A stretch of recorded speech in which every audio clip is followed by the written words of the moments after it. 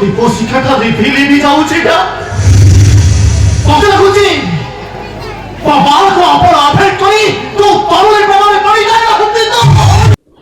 जय जगन्नाथ दर्शक बंधु आपण मन स्वागत कर रकेशन यात्रा गपसप राजेन्द्र फेसबुक आईडी रे स्वाई बदर प्रयोजित यात्रा स्वर्ण महल 26 यात्रा ऋतु तार नाटक रेडी कर सारा 3टी नाटक एपर्यंत सुधा यात्रा स्वर्ण महल घोषणा करछि।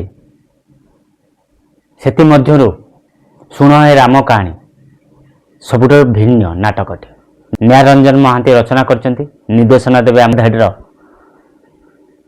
प्रसाद नायक और बलिया सार से बलिया सार अनुक्रमे यात्रा स्वर्ण महल नाटक शुण हे राम कहानी मंचस्थ हम। एथिरे मुख्य भूमिका आपण माने समस्ते देखिया किंग स्टार सुभाष भाई को देखिया पाइबे। यात्रा जगतर किंग स्टार सुभाष भाई सहित नवागत अभिनेता निरंजन को देखिया पाइबे। ये नाटकटी आमर बलिया सार अनुक्रमे परिचालित हम।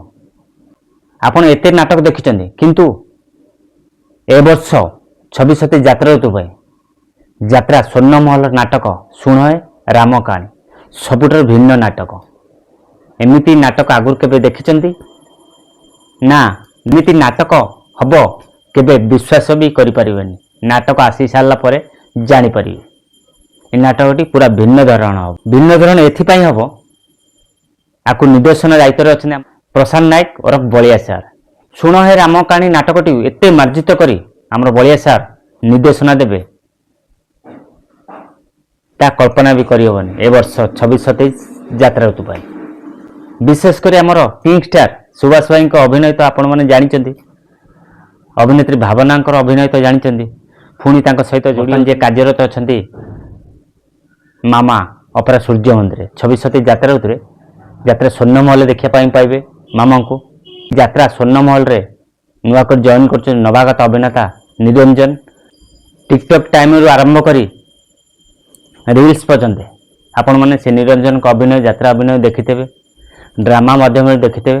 तांका अभिनय इत्ते सुंदर ता कल्पना भी करहबनी। जो माने तांका अभिनय देखिथे से माने जानिथे विश्वास दीपशिखाटा लीभि लीभि जाଉଛି ଏଟା ମତେ ଲାଗୁଛି ବାବାଙ୍କୁ ଆପଣ ଆଭେଟ କରି ତୁ ତରୁଣୀ ପ୍ରେମରେ ପଡ଼ିଯାଇ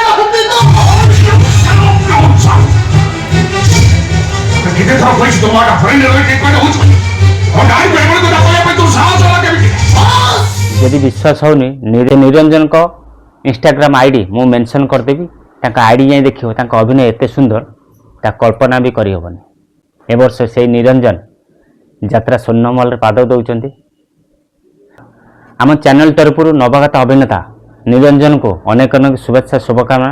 जगन्नाथ तमर सबु मनोवांछा पूर्ण करंतु।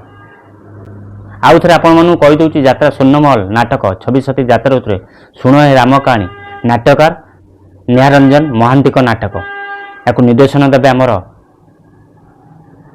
प्रसाद नायक और बलिया सार। प्रसाद नायक कहले किए जापर कि बलिया सार कहले समस्ते जापर। से बलिया सार अनुक्रमे नाटक मंचस्थ हम यात्रा स्वर्ण महल 26 यात्रा ऋतु शुण हे राम कहानी। मुख्य भूमिका किंग स्टार सुभाष भाई देखा पाइबे।